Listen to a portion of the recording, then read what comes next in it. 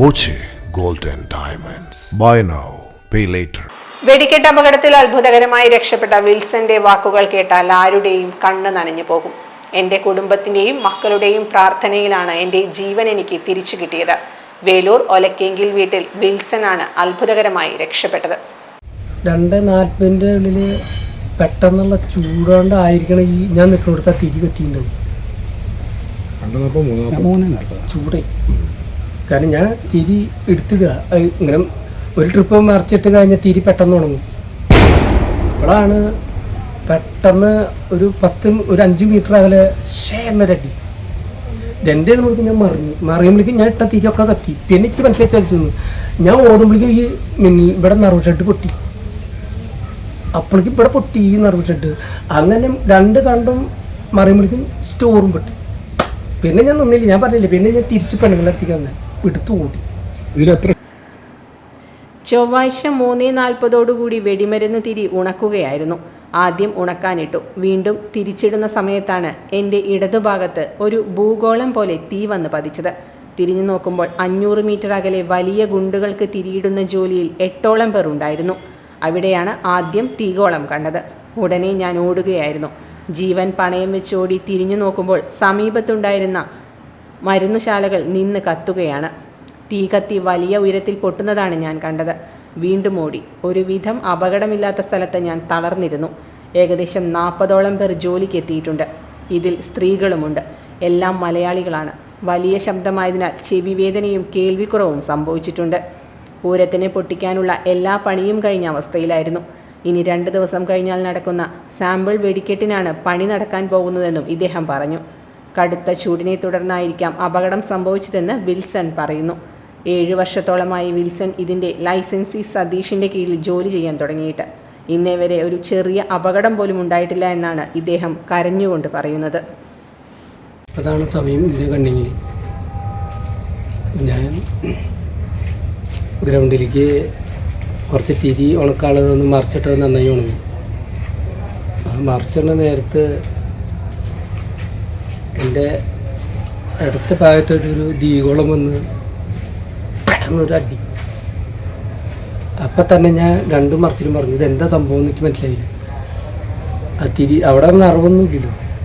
ഈ തീനാളം ഭേന്നടിച്ചു പോയതിന് ഞാൻ 2 മറിവ് നോക്കി ആ തിരിയൊക്കെ കത്തി. അപ്പോഴേക്കും എനിക്ക് പിഴച്ചൊന്നും മനസ്സിലായി.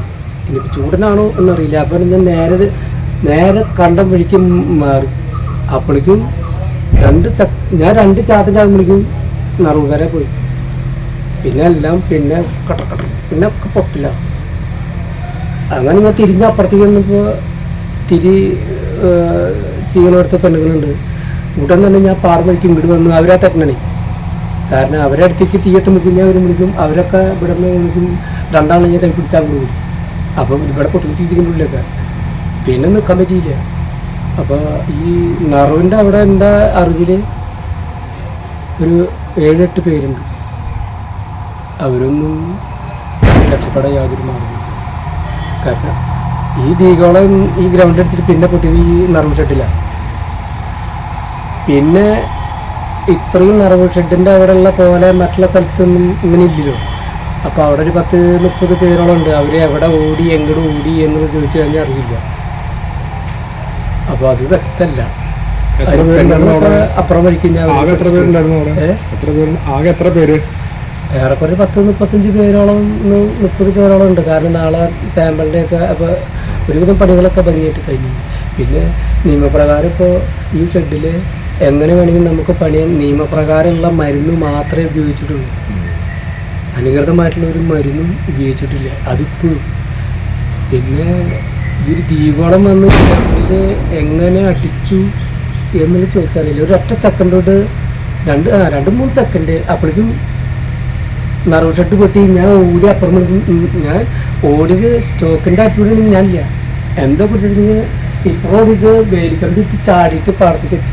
അപ്പോഴേക്കും സ്റ്റോക്ക് പൊട്ടി. അങ്ങനെ ഞാൻ അവിടെ വീണിട്ട് പിന്നെ നിന്നില്ല. വീണ്ടും ഞാൻ അപ്പുറത്തേക്കൂടെ ഓടി വന്നു. കാരണം അങ്ങനെ സൈഡിൽ നിന്ന് പെണ്ണുങ്ങൾ തിരിഞ്ഞിട്ടുണ്ട്. ഞാൻ പിന്നെ പേടിക്കാനൊന്നും പോയില്ല. ഓടി ഇവിടെ തിരിഞ്ഞു വന്ന് വരുമ്പോൾ ഇവർക്ക് എനിക്കാൻ പറ്റുന്നില്ല. അങ്ങനെ ഞാൻ അവിടെ ഓടിക്കോ എന്ന് പറഞ്ഞു. ഓടി ഇവരെന്നെ ഒരു 50 മീറ്റർ വരെ ഒരാളെ എടുക്കിട്ടും ഇതൊക്കെ അവിടെ ആകുമ്പോഴേക്കും അവരിക്കണ ആ ഷെഡും ആ സമയം കൊണ്ട് പോയി. അതാണ് ഷെഡ് കിട്ടും. അങ്ങനെ കിട്ടി. മൊത്തം എത്ര ഷെഡുകളാണ് അവിടെ ഉണ്ടായിരുന്നത്? ഷെഡ് ഇപ്പോൾ 1, 2, 3 ഷെഡായിട്ടുണ്ട്.